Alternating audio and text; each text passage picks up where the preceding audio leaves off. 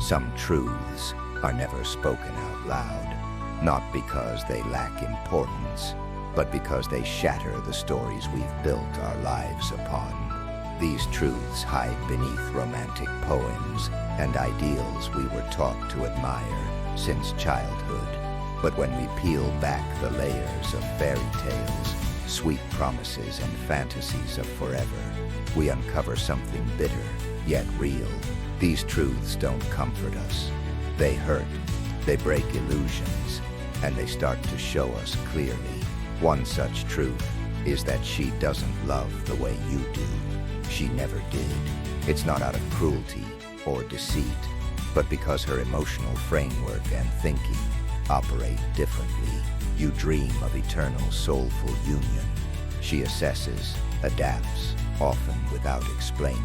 You were taught that the right girl would come, that love would fix everything, that if you gave it all, you'd get the same back. But no one told you that the love you crave, unconditional and forever, is not always how women choose or love. Philosopher Schopenhauer wrote about this without sugarcoating. He wasn't bitter, he was awake. He believed romantic love is an illusion, a social script that softens men, traps them in false narratives, and derails them from their path. He didn't say this to harden you, but to awaken you. Women aren't heartless. Their nature simply serves different instincts: safety, stability, survival, often unconsciously. If you don't understand this as a man, you'll expect reciprocity that might never come.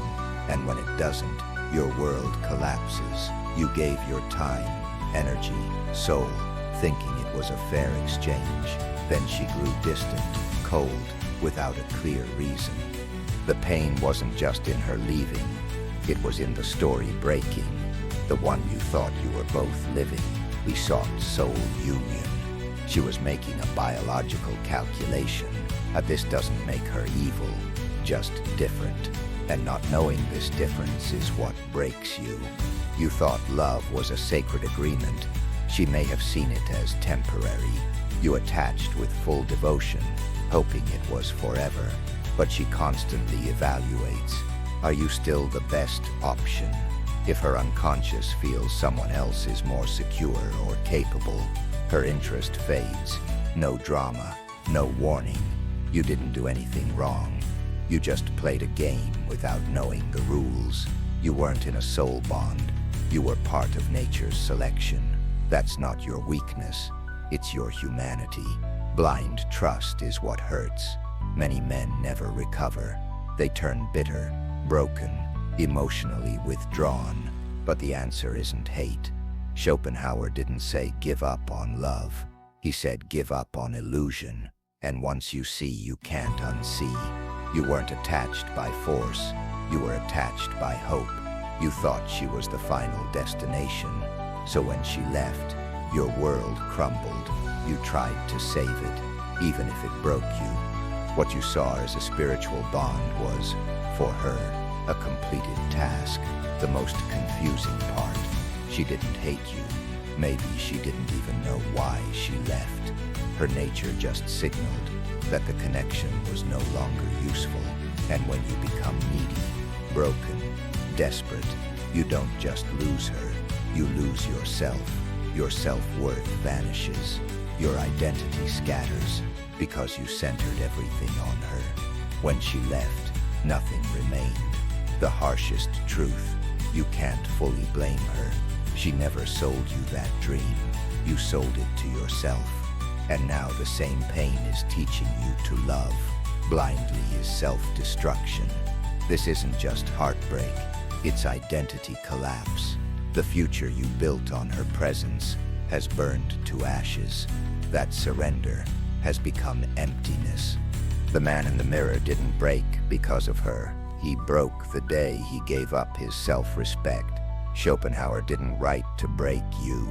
He wrote to wake you. As long as you believe loyalty guarantees love, you'll keep destroying yourself. Realizing you let this happen isn't shame, it's power. Saying, I let this happen, isn't blame, it's reclaiming control. If you let yourself fall, you can rise too. You can stop begging, stop shrinking, stop pawning your self-worth, and start seeing yourself the way you saw her, with focus, with truth. This isn't revenge, it's clarity. You're not here to punish, but to understand why you gave so much without boundaries. The pain isn't just in her leaving, it's in your own abandonment of yourself. And the only way out of that abyss is truth. A truth that stings the eyes but teaches you to see. Because as long as you cling to the lie, you'll keep starving for scraps in love's name. But that's not love, it's dependency. And dependency is far more destructive. One day you stop lying to yourself, the dream dies, and in that moment you realize she didn't break you. You broke yourself by dreaming a dream she never dreamed. This isn't for hate, it's for awakening. If you can face yourself in that mirror without flinching, you unlock a power no one can take away. That's real freedom, not performative, but born from pain. A power that says, my worth isn't defined by someone's acceptance or rejection. My purpose doesn't orbit around anyone. And if someone walks beside me, it should be with shared respect, vision, and awareness, not because I need rescuing. That's real transformation. You stop chasing, you stop erasing yourself, you find yourself again. No anger, no blame, just truth, saying I wasn't born to be someone's fantasy. I was born to be whole, and if no one sees me, I'll leave. Not with rage, but with dignity. Because you're not a backup plan. You're not a pit stop in someone's journey. You are a destination. A man who stands tall, even alone. Who chooses the silence of truth over the golden prison of illusion. That's the line between a boy chasing love and a man choosing self-respect. Illusions don't die on their own. You kill them. And when you do, your true self emerges. Not the one chasing validation, but the one who will never abandon himself. Now you know. And once you know, you can't go back. You won't chase another lie. Love isn't your enemy. Women aren't your enemy.